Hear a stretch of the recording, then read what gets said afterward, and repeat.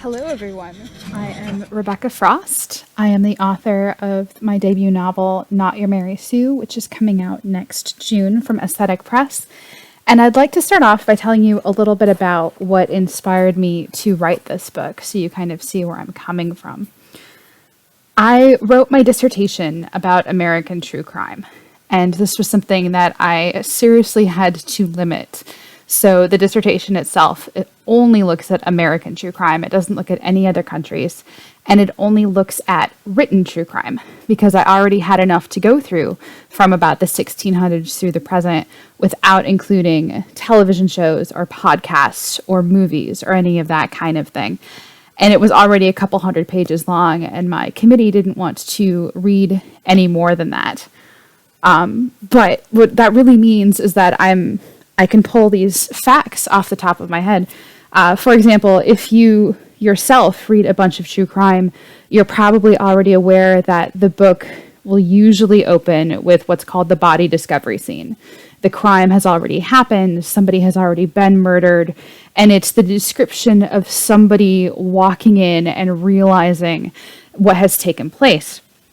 Now, this is not a recent phenomenon, actually. It dates back to 1783, something called the Beadle Narratives, which tells the story of how William Beadle murdered his wife and children and then committed suicide. And it's the first time that one of these written stories brings you into somebody's private home and introduces you to the scene as the very first thing. So, as you can probably tell at this point, I'm lots of fun to have around at parties because of those tidbits. The other fun thing that happens is that somebody will come up to me and ask me, "Oh, so you do true crime, so you know about Ted Bundy?" And the answer is yes, I know actually a lot about Ted Bundy. Do you want to narrow that down a little bit? And one of the more fascinating things to me about Ted Bundy, which has bearing on my book, Not Your Mary Sue, is the fact that one of the most well-known true crime authors got her start writing her book about Ted Bundy. So, of course, I'm talking about Ann Rule. And if you walk into a bookstore nowadays and you take a look at the shelves of true crime, her books take up more than a single shelf. It just keeps going. All of these books by Ann Rule.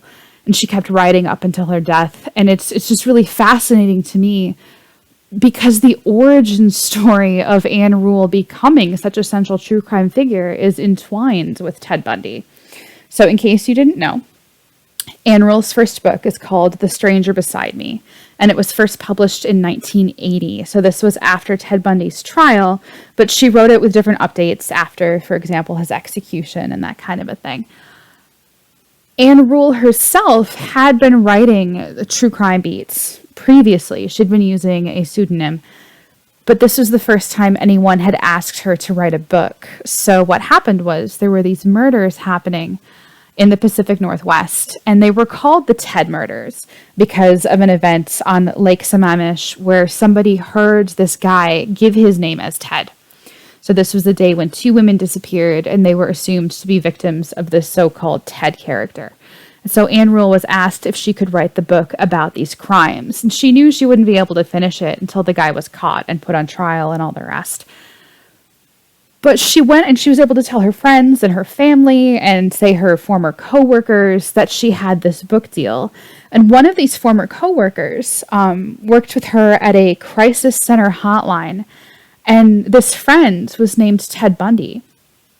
So what really you get in this book is the fact of how Ann Rule's whole life changes when she discovers that her book about the Ted murders is actually about her friend. And so it's not just the story of Ted Bundy and his crimes, as horrific as they might be. It's how she knew him. And he even knew that she was writing this book prior to even his first capture. Of course, one of the things about Ted Bundy is that he escaped from prison more than once.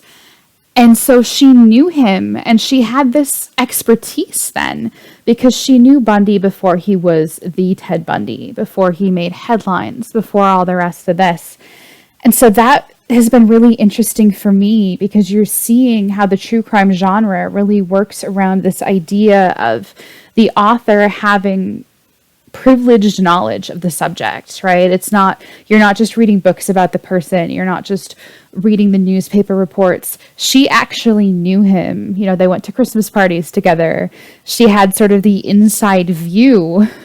And it's somebody that you would think, being in the position of writing a book about the Ted murders and having her policing backgrounds, you kind of wonder, well, shouldn't she have known? But the answer, of course, is that, well, hardly anybody knew. The suspicion had to build. It really took a while before Bundy could be identified and then captured. And so the stranger beside me was really instrumental for me, not just in writing the dissertation, but in coming up with the idea for my own book. So we kind of put a pin in the true crime thing for now and switch over to another of my favorite authors and discussing the fiction side. So this would be Stephen King. It's one of my favorite authors. And in 2010, he published a novella called A Good Marriage. And in this story, a woman discovers that her husband is a serial killer. And in the afterword to the story, when Stephen King is talking about what inspired him to write it, he mentions the real-life serial killer, Dennis Rader, also known as BTK. Rader picked this nickname for bind, torture, kill. He wrote multiple letters to the police. He was in constant contact with them. He would taunt them. And he had also been married for decades at the time he was caught.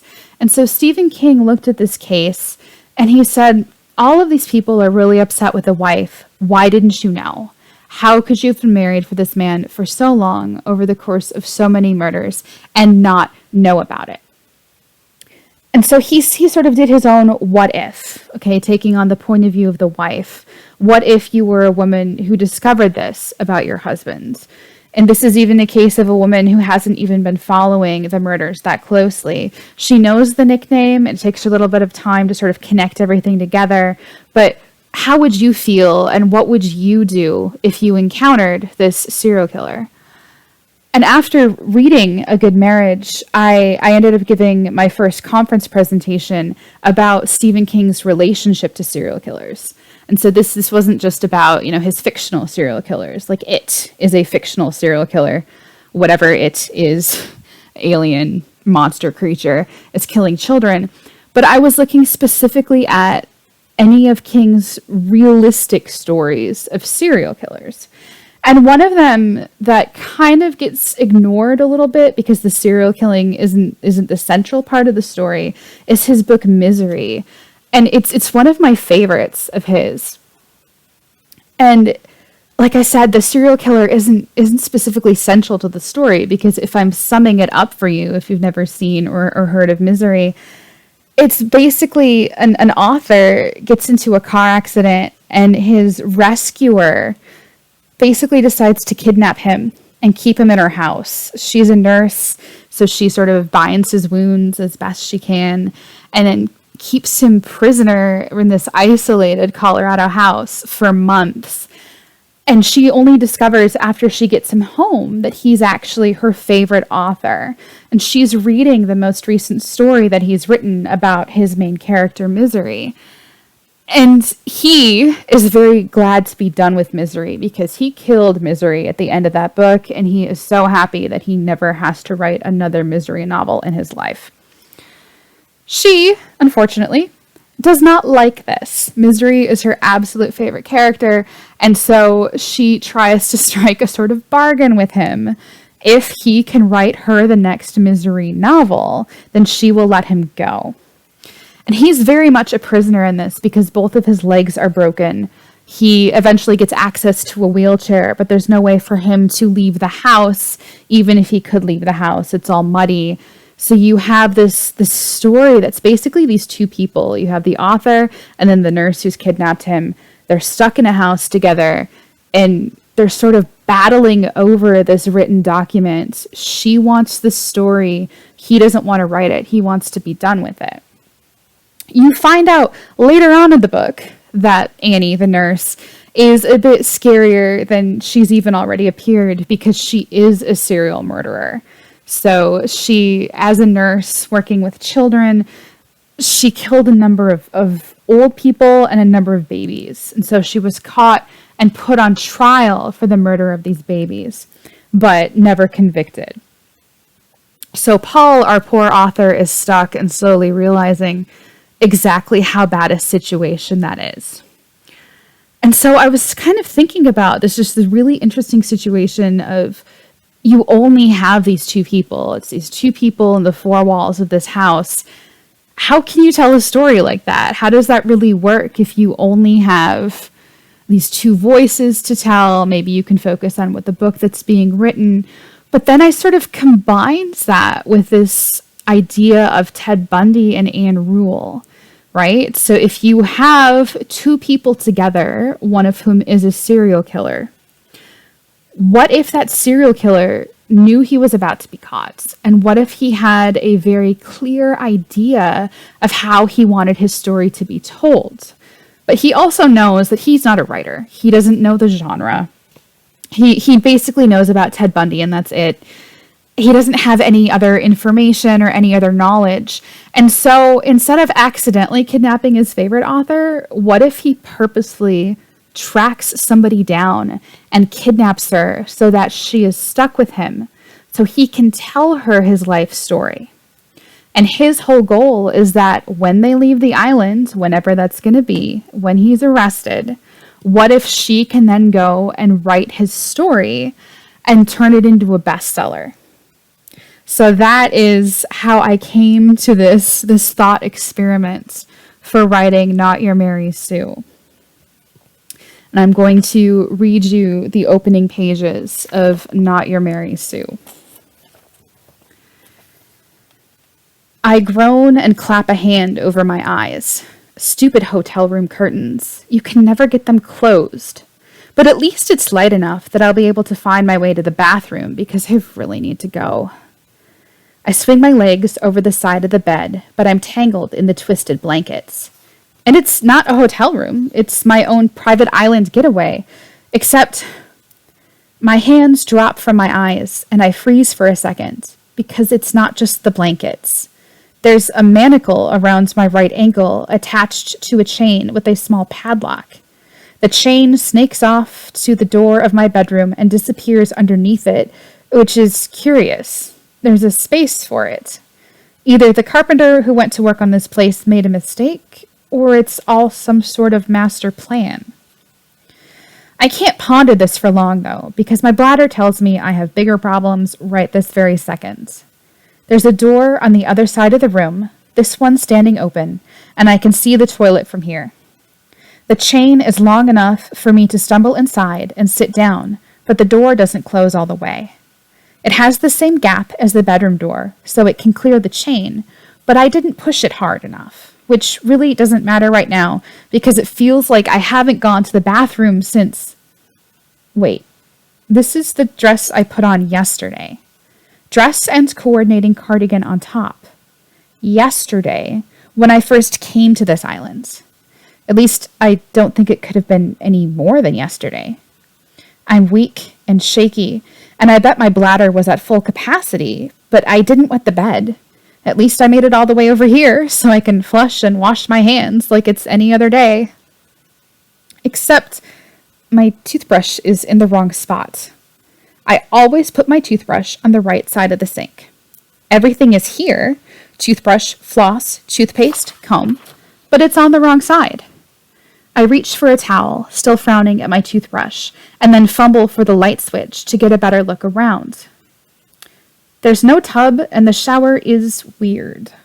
It has a curtain on a curved rod, and there's a rubber lip on the floor to keep water from going everywhere, but it doesn't seem like a proper shower. It looks more like a thing you might find in the hospital. A thing someone who did the doors might choose. The chain can slip under all the doors, and I can easily shower without having to pull it up and over the edge of the tub. I've crossed my arms without realizing, broadcasting my feelings in a moment of weakness, but I'm having a hard time wrapping my head around this. I'm in a luxury cabin on a private island where the doors don't touch the floor, and the shower looks like it belongs in a hospital. It makes very little sense. I can change my dress just fine. That comes off over my head, but what about my underwear? Is someone going to come in every morning, Unlock the cute little padlock and wait for me to change into fresh panties? Ridiculous. My shampoo, conditioner, and body wash are all on a shelf in the shower. The curtains pulled back so I can see them. I slowly turn around and open the cabinet under the sink, trying to do a quick inventory of everything that's there. I don't remember putting any of it there. And my toothbrush is on the wrong side. There's a plastic cup sitting next to the faucet, and I fill it up with water. I have a headache, and I don't think it's only from dehydration, but I can pretend for a while longer. Pretend and try to think, but this headache. I remember the pontoon boat and the man who had his 3 sons help me with my luggage. I'm here all summer, stuck on this island, so I ended up bringing quite a lot with me. They met me at the dock, or the pier, or whatever you're supposed to call it, back on the mainland. But I don't remember actually arriving here, seeing the bedroom somewhere other than in photographs on the website. The manacle, the chain, neither of them makes any sense. I'm supposed to be alone on this island, and I can't swim. It's intended to be my own private retreat for meditation and healing, surrounded by Lake Superior and nothing else. If I have everything I brought with me, though, then maybe. Still in a daze, I go back into my bedroom and start looking for my knitting supplies.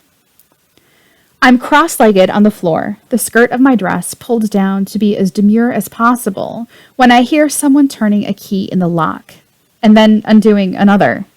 Apparently the one in the doorknob wasn't good enough. I don't look up, though, because I've almost got the padlock freed and I need just another moment of concentration. What? There. The little lock was simple and it comes off in my hands. I look up, and up, this man is over 6 feet tall, and recognize J. Michael Robinson, the caretaker of this place. His picture was also on the website. Have you already written the ransom note? I ask him. My voice is a little rough. I could use some more water, but it comes out cleanly enough, even if he doesn't quite seem to know what to say. I remove the manacle and set it aside. Or, I suggest, throwing him a lifeline, did he pay you extra for this? It's like his mouth has forgotten how to close. I get to my feet, automatically smoothing my dress to make sure it doesn't ride up. Which is it? Is he paying you extra for everything? There are even bars on the bedroom windows. Or are you hoping he will? This man, whom I suppose I must have met yesterday, even if I don't remember it, keeps staring at me. In the website photos, when he's posed and confident, he looks attractive. But right now his reddish hair is messy instead of purposefully tousled, and he's still having trouble with the hinge on his jaw. Then he takes a breath, straightens his shoulders, and nods once. There's no use in trying to escape. We're on an island, and you can't swim. I blink. It's like he's reciting a line from an action movie. And also like he thinks I'm stupid. So he did pay you extra. This is part of the package deal. He shakes his head like he's trying to find his spot in his carefully prepared mental script. I'm your caretaker, J. Michael Robinson. Then he bows, putting one hand on his stomach and the other on the small of his back, as though he's recently rewatched The Three Musketeers and I'm handmaiden to the Queen of France. You are my guest. Maybe he thinks that whatever he gave me to knock me out has scrambled my brains. Yeah, you inherited this place from your uncle. You rent it out over the summer to pay the taxes on it. Lots of rich people stay here. I tilt my head. Funny, though, none of the reviews mention the chains. Maybe I shouldn't be joking with him, but these things slip out when I'm nervous. He gestures suddenly, a quick jab at my hands. What's that? I hold it up, a short wire with a loop on one end for a handle. The key for my interchangeable knitting needles. It's how you hold the cord steady when you screw the tips on. And look, I add, bending to put it away so I don't lose it. I already know I'm stuck here, okay? 3 months of nothing but rest and reflection, no cell phone service and no Wi-Fi, not to return to civilization until I've had a nice long time to think everything over. And yes, the fact that I can't swim absolutely factored into his choice of an island. Jay blinks. What do you mean? Oh, this could be bad. I look at him, not entirely straight on because I'm only 5'4", but as directly into his blue eyes as I can manage. What does he know? It seems like he doesn't know what I think he should know if I'm waking up in chains, but then what other reason could he possibly have for this? I've said nothing that could betray the secret. I haven't had time to say anything. But if he doesn't know, and that's not the reason, why don't you tell me why you went through all this trouble for me? I suggest, slowly feeling my way through the words. Because you're the last one, the most important one. And he smiles, which lights up his entire face. He takes a step forward, bending down at the same time to lessen the height difference between us. You're where this all ends. So that is the opening of my debut novel, Not Your Mary Sue, out next June from Aesthetic Press. I really look forward to introducing you more to Marcy and Jay and exploring some of my beloved Upper Peninsula of Michigan, even if it's just a tiny little island surrounded by Lake Superior. And in the meantime, while we're waiting for next June, if you want to get in contact with me, I am Kraken Goddess on both Instagram and Twitter, and my website is RevccaFrostWrites.com. Thank you.